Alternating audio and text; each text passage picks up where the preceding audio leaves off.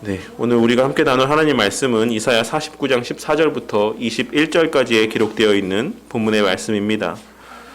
오늘 본문의 말씀은 이사야서를 크게 세 부분으로 나누었을 때 후반부에 속해 있는 본문의 말씀이라고 할 수가 있습니다. 그리고 그 세 번째 부분의 중심 주제는 오늘 우리가 함께 읽은 말씀의 내용에서도 충분히 알 수 있는 것처럼 하나님 백성들의 회복과 구원에 대한 메시지, 그 내용들을 담고 있습니다. 실제로 이 후반부에 기록된 이스라엘 백성들의 회복에 대한 예언들은 이사야 선지자 시대 이후 약 100년 정도의 시간이 흐른 뒤에 성취가 되었습니다. 그로 인하여 일부의 학자들은 40장에서부터 이어지는 본문의 말씀을 다른 이가 후대에 기록한 것이다라고 해석을 하고 보기도 합니다.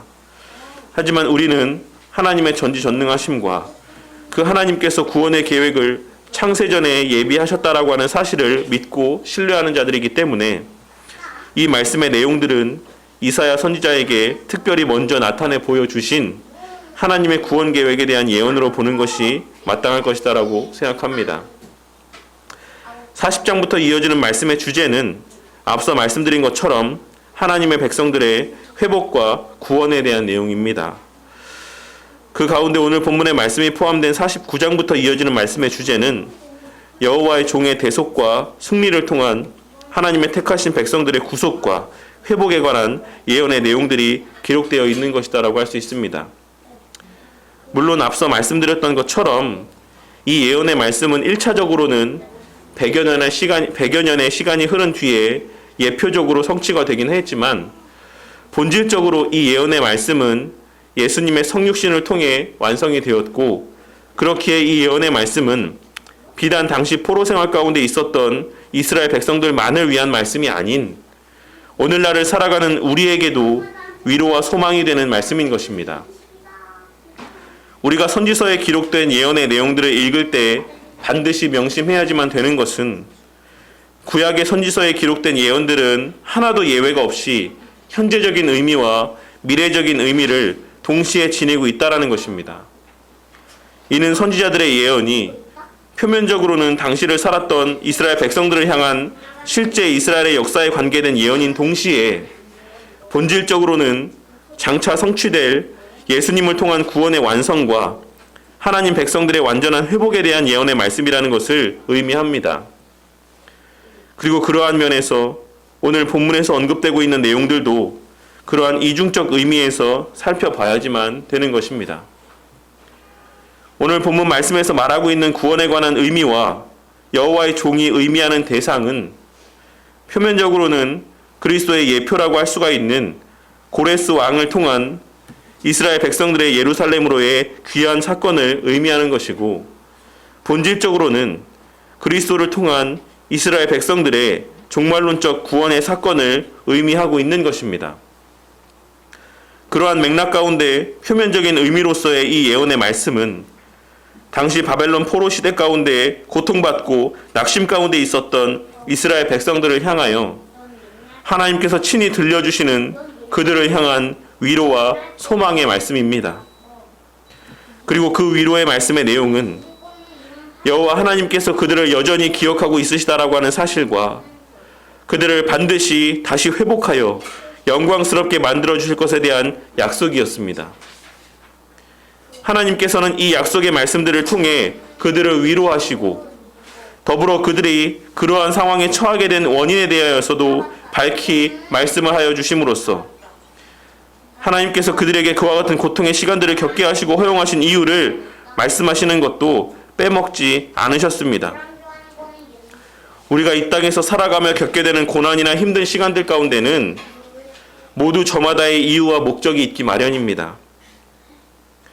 우리의 이 땅에서의 삶은 늘 하나님의 크신 계획과 주관 가운데 있기 마련인 것이고, 정상적인 부모가 아무런 이유도 없이 그 자식을 힘들게 하는 일이 없다는 사실을 우리가 잘 알고 있는 것처럼, 우리는 우리의 삶 가운데 경험되어지는 힘든 삶의 시간들 속에서도 분명 우리로 하여금 깨닫게 하시길 원하는 하나님의 뜻과 그 사랑이 그 이면에 자리하고 있다는 사실을 확신하는 가운데 그 뜻과 사랑을 분별할 수 있기를 위해 말씀과 기도로 그 하나님께 더 가까이 나아가야지만 되는 것입니다.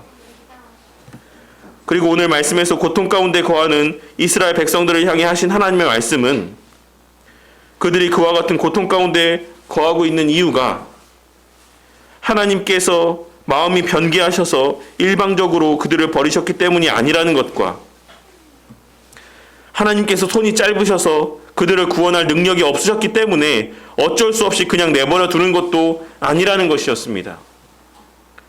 그들이 그와 같은 고통스러운 삶에 처하게 된 것은 그들 스스로가 하나님을 떠났고 하나님을 버렸으며 하나님께 대하여 순종치 아니하고 스스로가 죄악 가운데 거하였기 때문이라는 사실을 분명하게 밝히고 있으시는 것입니다.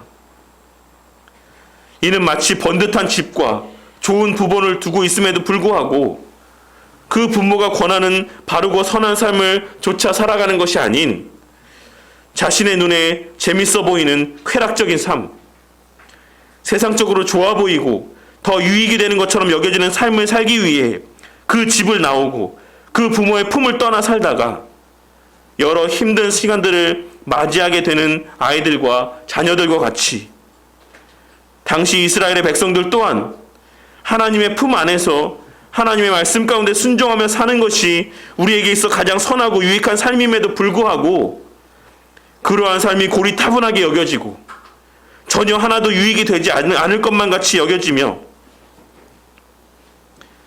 그러므로 말미암아 하나님의 말씀과 하나님의 곁을 떠나 이방의 문화와 가치를 좇아 문란하고 쾌락을 추구하는 삶, 육체적인 만족과 그것을 최고로 여기는 삶을 살다가 결국 그들의 그와 같은 모습이 지금의 고통스러운 삶의 모습으로 이어지게 된 것이라 말씀하고 있으신 것입니다.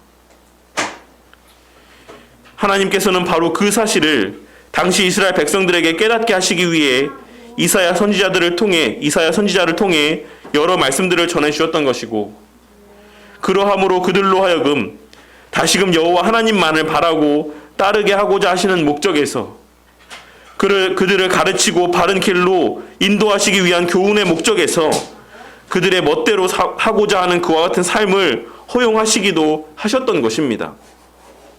마치 그런 삶이 그렇게 좋아 보이면 어디 한번 네가 원하는 대로 한번 살아봐라. 정말 그게 좋은 삶인지 유익한 삶인지 그와 같은 삶의 모습의 끝에 어떤 모습이 자리하고 있는지를 한번 직접 경험해봐라 라고 하는 마음으로 그들의 그와 같은 마음들을 허용하셨던 것이고 이제 그러한 삶의 끝에서 고통 가운데 몸부림치고 있는 당신의 자녀들을 향해 그래 그렇게 한번 살아보니 어떠냐 그렇게 사는 삶 가운데 진정 네가 원하는 만족과 기쁨이 있었느냐 라고 묻고 있으신 것이라 할 수가 있는 것입니다.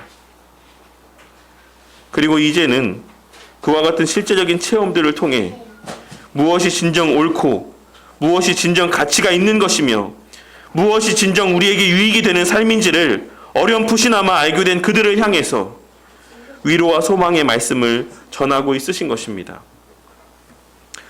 먼저 오늘 본문 14절 말씀해 보시면 당시 바벨론의 포로로 있는 이스라엘 자손들은 하나님께서 자신들을 버리신 것이 아닌가라고 하는 의문을 갖고 있었습니다. 본문에서의 불평을 하고 있는 주체로 언급되고 있는 시온은 바벨론 포로지에 거하고 있는 이스라엘 백성들을 의미하는 표현입니다. 그들은 당장의 현실을 바라볼 때 하나님께서 자신들을 잊으신 것이 틀림없다라고 하는 확신을 갖게 되었습니다. 그렇지 않고서는 자신들이 이렇게 오랜 시간 가운데 이방 민족의 압제 가운데 그 삶을 계속해서 살아갈 수는 없는 것이다라고 생각했던 것입니다. 그와 같은 상황을 맞이하게 되는 과정에서의 자신들의 행한 것은 하나도 생각하지 못한 채 그저 지금 처해 있는 환경들만을 바라보며 하나님께서 자신들을 잊고 버리신 것이 분명하다라고 생각했던 것입니다. 그들은 하나님을 안다라고 생각했지만 본질적으로는 하나님을 모르는 자들이었습니다. 오늘날 교회를 다니지 않는 이들도 하나님이라고 하는 그 이름은 알고 그 하나님께서 어떤 분이신지에 대해 표면적으로는 알고 있는 것처럼, 혹은 매주 예배를 드린다고 이야기하면서도 또 예배를 드리고 있으면서도 하나님에 대하여, 하나님의 속성에 대하여 기록된 말씀의 내용들을 통해 단 한 번도 제대로 배워본 적이 없기에 그저 내가 생각하는, 일반적으로 대다수의 사람들이 생각하는 그 정도의 하나님에 대한 이미지로만, 생각으로만 하나님을 알고 그러한 하나님을 향해 예배를 드리는 자들과 같이 당시 이스라엘 백성들 또한도 하나님의 말씀을 귀하게 여기지 아니하고 또 그 말씀이 그들 가운데 가르쳐지지 않으므로 그로 말미암아 하나님의 말씀이 희귀해지고 하나님의 존재에 대하여 그저 이방의 신들과 같은 여러 신들 가운데 하나 정도로만 여기게 되는 모습으로 그들의 신앙이 변질되고 타락하고 말았던 것입니다. 그들은 오직 눈앞의 현실만을 바라보고 세상에 돌아가는 모습을 오직 세상적인 관점에서만 판단을 하며 그 판단을 더 의지했던 자들이었습니다.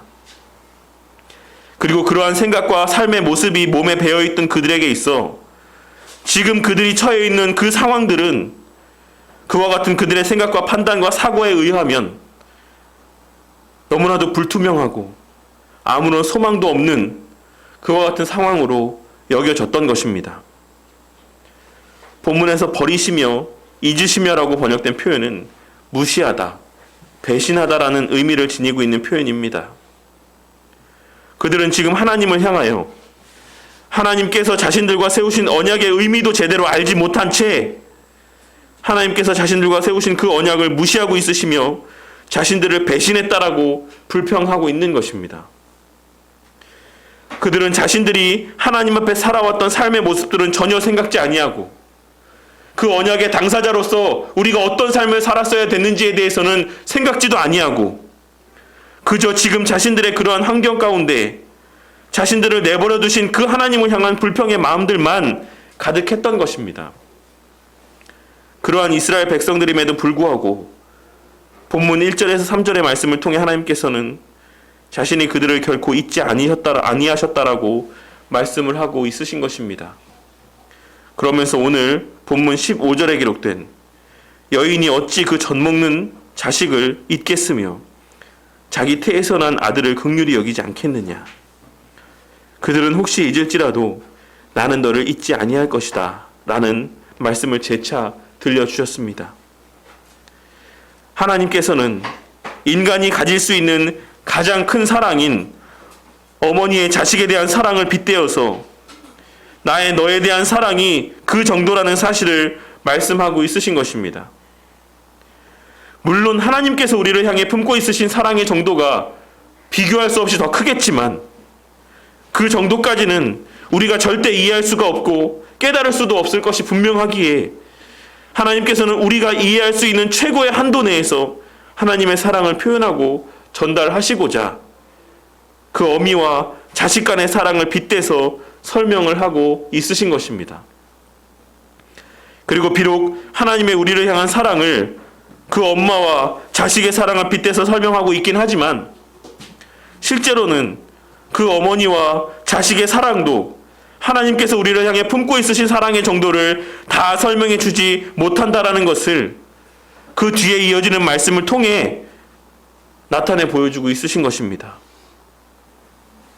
육신의 어머니는 혹시 잊을지라도 나는 너를 잊지 아니할 것이다 라고 하는 말씀을 통해 그 육신의 그 어머니가 자식을 사랑하는 사랑의 정도와 비교할 수 없이 하나님의 우리를 위한 사랑은 불변하고 무한하시다라는 사실을 나타내 보여주고 있으신 것입니다. 그리고 그 하나님의 우리를 향한 사랑의 정도는 시편 27편 10절에 기록된 내 부모는 나를 버렸으나 여호와는 나를 영접하시리이다 라고 하는 다윗의 체험적인 고백과 그를 통한 확신에 찬 고백을 통해서도 잘 증거되어지고 있는 것입니다. 그리고 그것으로도 부족하여서 하나님께서는 우리를 향한 하나님의 그 사랑을 설명하시기 위해 16절의 말씀을 덧붙이시고 있으십니다. 내가 너를 내 손바닥에 새겼다. 원문에서의 표현은 본래 보라라고 하는 표현으로 시작을 하고 있습니다. 그러니 하나님께서는 이스라엘 백성들을 향해서 한번 봐라. 내가 너의 이름을 내 손바닥에 이렇게 명확하게 새겨 놓았다. 라고 말씀하고 있으신 것입니다. 당시 고대 근동에서는 노예들의 손에 자신의 주인의 이름을 문신으로 새겨 놓는 경우가 종종 있었습니다. 그가 어디로 가든지 어디로 도망치든지 간에 그 손바닥에 그 이름을 통해 그가 누구의 소유인지를 확인할 수 있게 하기 위해 그와 같이 그 손바닥 가운데 그 주인의 이름을 새겨 놓는 경우가 종종 있었던 것입니다. 그 손바닥의 이름은 그가 그의 신분을 벗어버리지 못하게 만들고자 하는 그를 올가매는 하나의 수단이었던 것입니다. 하나님의 이 말씀은 그와 같은 당시의 사회적 모습들이 그 배경에 깔려있는 말씀으로 하나님께서는 이스라엘의 주인이자 더 나아가 온 세상의 만물의 창조주이시고 주인이심에도 불구하고 자신의 그 백성을 향한 사랑을 표현하시기 위해 스스로를 노예에 빗대어 종에 빗대어 그들에게 자신의 사랑을 확증시켜 주고 있으신 것입니다. 종이 죽지 않고 살아있는 이상 그 주인을 벗어나고 그 주인을 잊을 수가 없는 것처럼 나 또한 결코 너를 잊지 아니하고 너로부터 벗어나지 않겠다라고 하는 강한 선포의 말씀인 것입니다.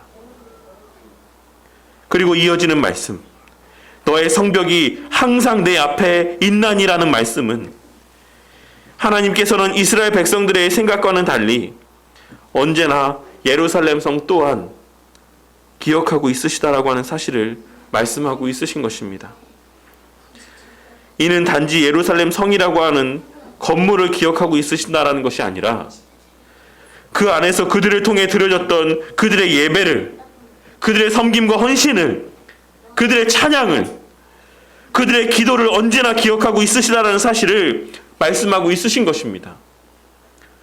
그리고 하나님께서는 이 말씀을 통해 이스라엘 백성들의 입술에서 다시 하나님을 향한 찬양이, 기도가, 예배와 섬김이 고백되어지게 될 것이다라고 하는 사실을 우회적으로 선포하고 있으신 것입니다.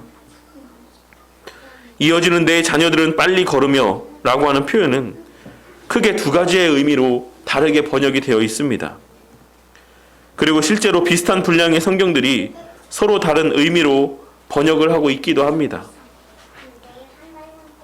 우리가 함께 읽은 말씀이 기록되어 있는 한글 번역 성경이나 NIV 성경에서는 우리가 읽은 바와 같이 자녀들로 이 말씀을 번역을 하고 있고, 새 번역이나 ESV와 같은 성경들은 건축자들이라고 번역을 하고 있습니다.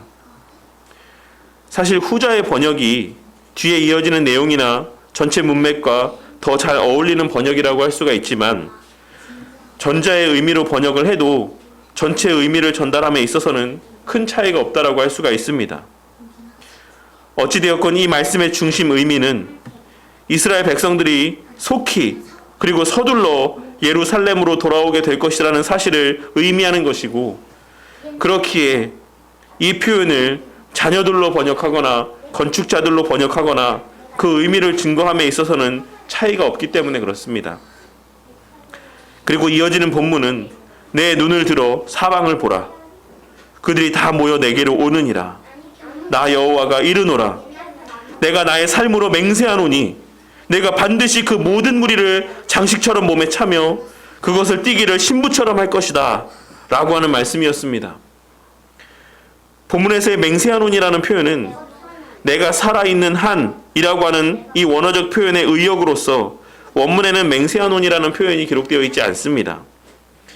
이 말씀은 1차적으로는 이스라엘 백성들의 귀환을 의미하고 있는 표현이라 할 수가 있지만, 신부처럼 할 것이다 라고 하는 표현에서 알 수 있는 것처럼 본질적으로는 이방인들을 포함한 모든 영적 이스라엘 백성들을 향한 말씀입니다.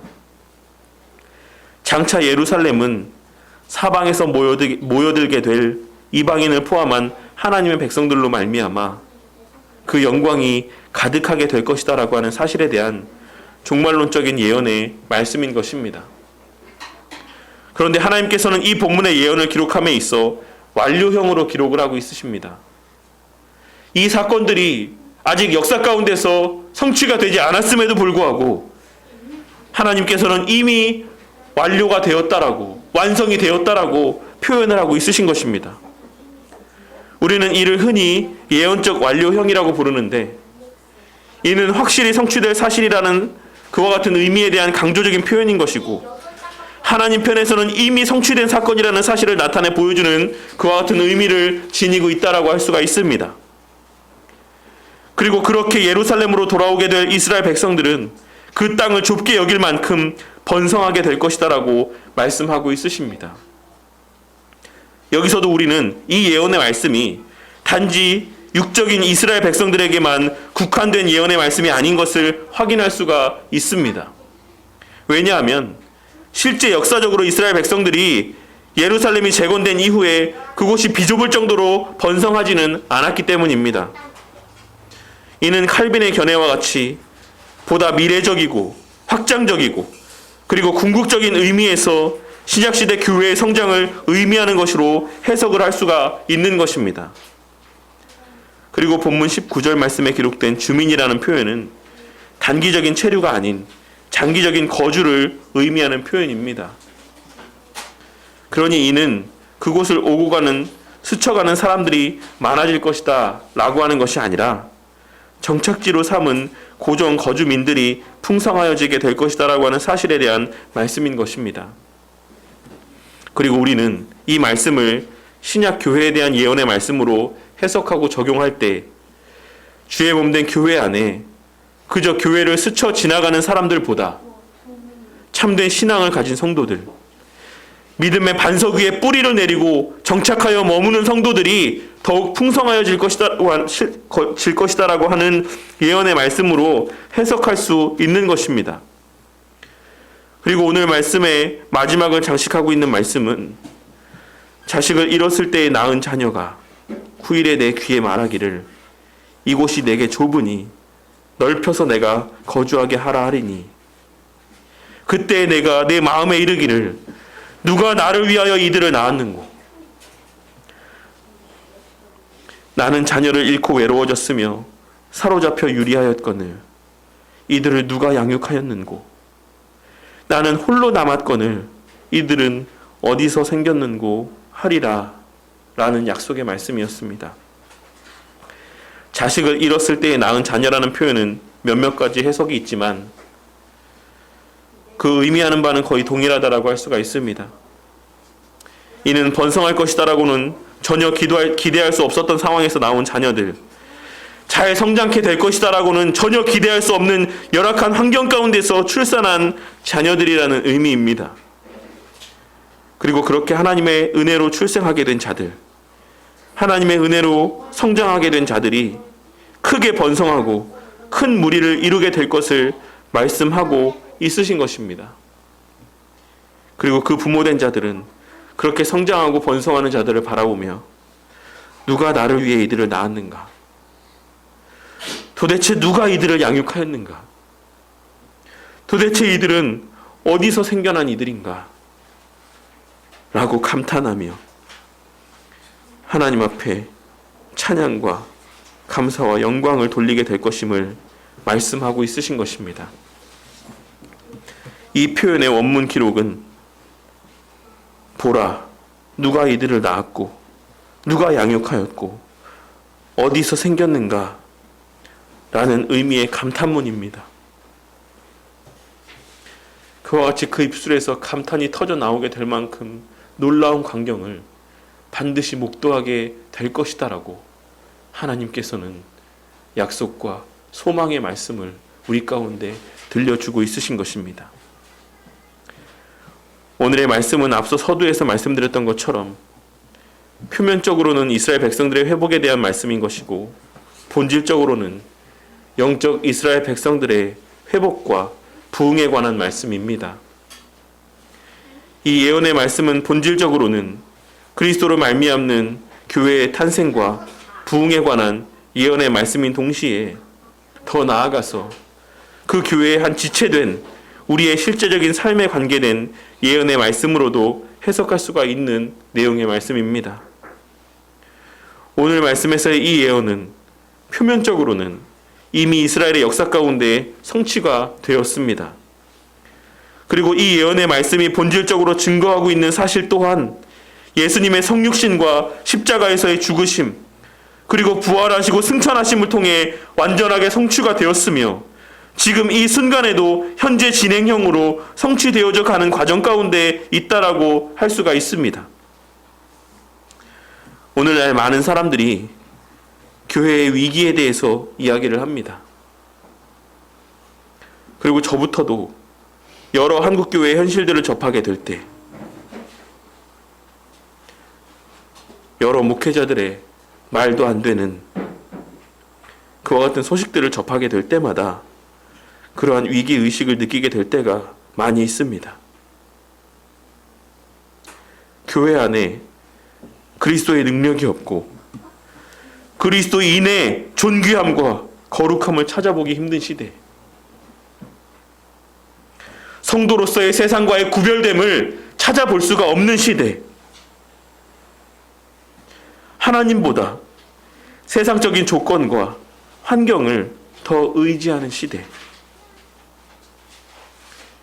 그리하여 세상으로부터 조롱과 손가락질을 받고 냉소와 조소가 더 익숙한 교회와 성도들의 모습을 보며 당시 이스라엘 백성들의 모습이 오늘날 교회가 직면한 현실과 그리 다르지 않다라고 하는 생각을 갖게 될 때가 많이 있는 것입니다.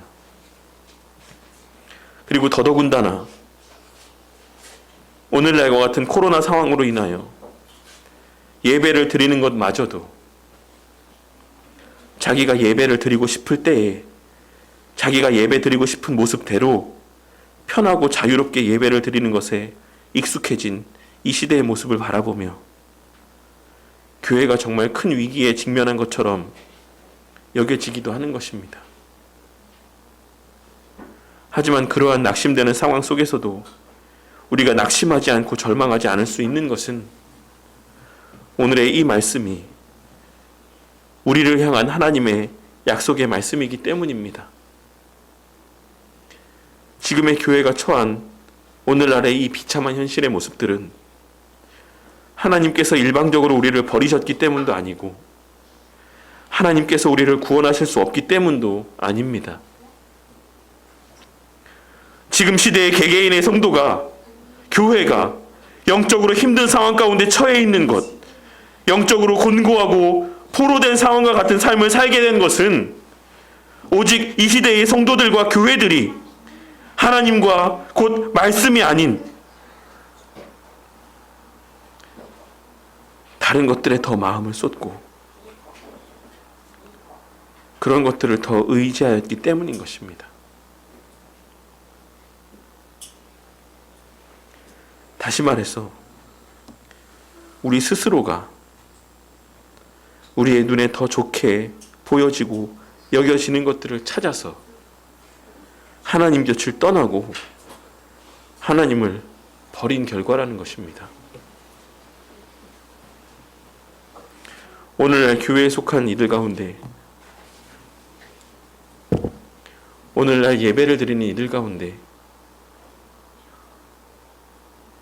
지난 시간에 우리가 함께 나누었던 바와 같이 하나님의 말씀과 세상의 가치가 충돌할 때 하나님의 말씀을 택하고 그 말씀을 좇아 살아가는 이들이 얼마나 있다라고 할 수가 있겠습니까?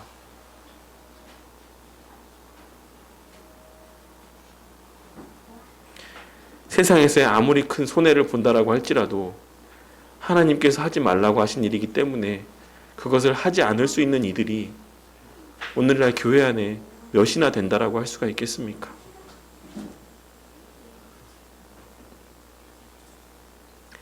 수많은 사람들이 하나님께서 하라고 하신 것과 하지 말라고 하신 것이 무엇인지 잘 알고 있음에도 불구하고 그것이 내 삶 가운데 유익이 되지 않을 것처럼 여기며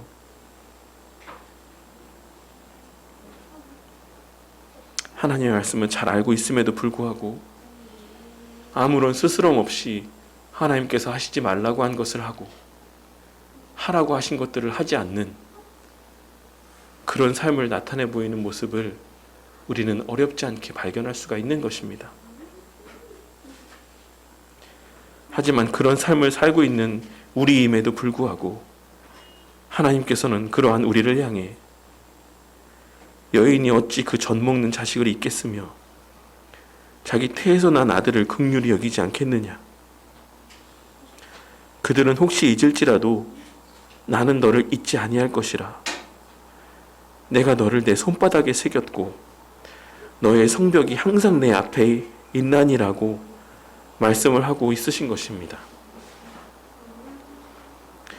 우리는 여전히 부족하고 여전히 볼품없고 여전히 패역하고 여전히 미련하지만 그럼에도 불구하고 우리 하나님께서는 나를 그리고 우리를 결코 잊거나 포기하지 않으셨고 포기하지 않으실 것이다라고 말씀을 하고 있으신 것입니다. 얼마 전에 EBS에서 한 다큐를 방영한 적이 있었는데 자식을 잃어버린 부모들에 대한 내용이었습니다. 저도 자녀들을 키우는 입장에서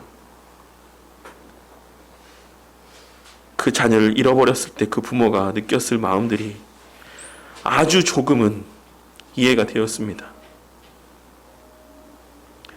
다큐에 등장하는 아이를 잃어버린 가정들 가운데 온전한 가정은 하나도 없었습니다. 자식을 잃어버린 그날부터 그 부모는 온전한 삶을 살 수가 없었으며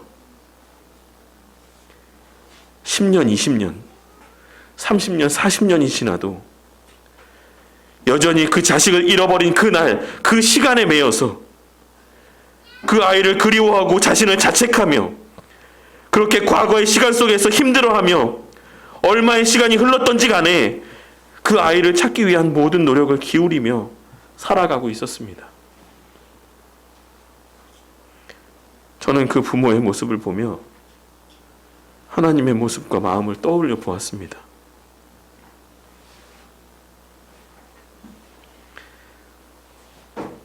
그 다큐의 내용 가운데 40년의 세월이 흘러 자녀를 찾게 된 부모의 기뻐하는 모습에서 우리 하나님의 모습을 떠올려 보았습니다.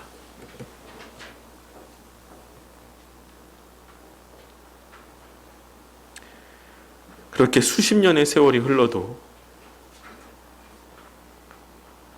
자식의 그 모습을 잊지 아니하는, 그 자식을 잊지 못하고 살아가는 그 모습을 보며 우리 하나님께서도 우리를 결코 잊지 아니하실 것이다라고 하는 확신을 또한 다시 한번 마음 가운데 새기게 되었습니다. 오늘의 이 말씀이 담고 있는 가장 큰 의미는 아마도 하나님께서 우리를 기억하고 계신다라는 사실일 것이다라고 생각합니다. 우리가 흔히 여호와께서 준비하신다라는 의미로 알고 있는 여호와 이레라는 표현은 정확하게는 여호와 하나님께서 보신다, 여호와 하나님께서 지켜보고 있으신다라는 의미입니다. 하나님께서는 아브라함의 행하는 모습은 물론이요, 그 마음을 지켜보고 있으셨던 것입니다. 그리고 아브라함은 이삭을 대신해 순양을 준비해 놓으신 그 모습을 발견하게 되었을 때 하나님께서 자신의 일거수일투족을 다 지켜보고 있으셨다라는 사실을 깨닫게 되었고, 그렇기에 여호와 이레, 하나님께서 지켜보고 계셨구나, 하나님께서 나를 주목하고 계셨구나 라고 고백하였던 것입니다. 우리 주님께서는 지금 이 시간에도 우리를 지켜보고 있으십니다. 세상의 그 어떤 부모의 자식을 향한 사랑보다도 더 큰 사랑의 마음을 갖고 우리를 잊지 않으시고 우리를 지켜보고 있으시다라는 것입니다. 이 사실이 우리 모두에게 큰 위로와 소망이 되기를 바랍니다. 우리 교회를 비롯한 한국 교회가 비록 지금 당장은 힘든 시기를 보내는 가운데 있지만 그것이 하나님께서 우리를 버리셨기 때문도 아니요, 우리의 존재를 잊어버리셨기 때문도 아니라는 사실을 깨닫는 은혜가 있으시기를 바라겠습니다. 우리 개개인이 비록 지금 잠깐 힘든 시간들을 보낼 수는 있지만 그것이 하나님께서 우리 개인을 버리셨거나 잊어버리셨기 때문이 아니라는 사실을 깨닫는 성도님들이 되시기를 바라겠습니다. 얼마 전에 선배 목사님께서 주기적으로 찾아오는 목회의 슬럼프에 빠진 것 같다라고 이야기하시면서 주일 설교를 준비하기가 너무나도 힘들다라고 이야기하는 말씀을 들었습니다. 사실 오늘 본문의 이 말씀은 제 자신이 처한 상황에 대한 하나님께서 주시는 위로의 말씀이기도 합니다. 예전에도 한번 말씀드린 적이 있었는데 사단이 가장 넘어뜨리기를 좋아하는 대상은 바로 목회자입니다. 왜냐하면 목회자 한 사람을 넘어뜨리면 그 목회자가 섬기는 교회는 물론이요, 그 교회를 알고 있는 수많은 사람들 또한 자연스럽게 하나님께로부터 멀어져 가게 되는 것이기 때문입니다. 그렇게 목회자는 늘 육적인 사단의 공격에 가장 많이 노출되어 살아가게 되어 있기 마련인 것이고, 그렇기에 목회자는 성도들보다도 더 말씀과 기도 가운데 깨어 있어야 되는 자들인 것입니다. 성도들을 가르치고 이끌어 가기 위해서라기보다 그 스스로가 하나님 앞에 온전한 신앙인으로 서 있을 수 있기를 위해, 스스로의 신앙을 위해 더욱 말씀 보고 기도하는 삶을 살아야지만 된다라는 것입니다.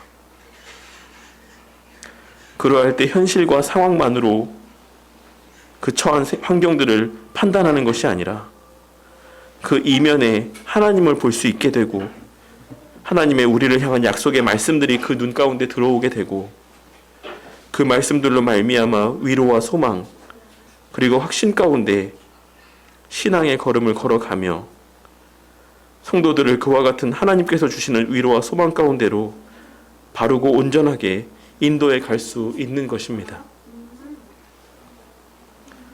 저 또한 최근에 이런저런 일들로 인하여서 마음이 편치 못하고 여러 복잡한 생각들이 많이 있었습니다. 하지만 오늘 말씀을 다시 묵상하며 저와 우리 교회 주변의 상황들을 보기보다는 제 개인의 신앙의 모습을 돌아보게 되었습니다. 우리 하나님께서는 우리 개인은 물론이요, 우리 교회 공동체의 예배와 기도와 찬양을 기억하십니다. 그리고 그 모습을 늘 지켜보고 있으신 분이십니다. 비록 지금 우리의 개인적인 상황이나 교회의 형편들이 소망이 없는 것처럼 보여질 수도 있지만 여러 현실의 문제들이 우리를 낙심하게 만들 수는 있지만 그 모든 과정은 우리 각자가 또한 우리 교회가 하나님 앞에 온전하게 바르게 세워지게 하시기 위한 과정이라는 사실을 깨닫고 이 시기가 우리 모두에게 하나님 쓰시기에 합당한 깨끗한 그릇이 되어가는 시간들이 되기를 바라겠습니다. 하나님께서는 하나님의 택한 백성들을 결코 잊지 않으시고 하나님의 교회, 주의 몸된 교회를 결코 모른 척하는 분이 아니십니다. 그분은 창조주 하나님이심에도 불구하고 늘 우리를 사랑으로 섬기시고 교회를 돌보시는 하나님이심을 다시 한번 깨닫는 은혜가 있기를 바라겠습니다.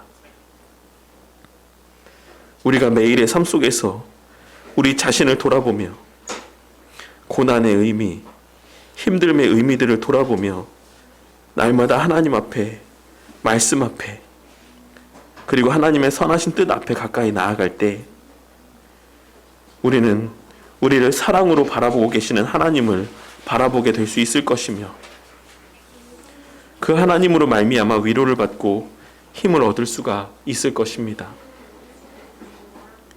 그리고 그 하나님께서 친히 회복시키시고 세워가실 나의 신앙에 대한 소망과 확신이 자리하게 될 것이고, 주의 몸된 교회를 세워가실 것에 대한 소망과 확신이 우리 가운데 자라나게 될 것입니다.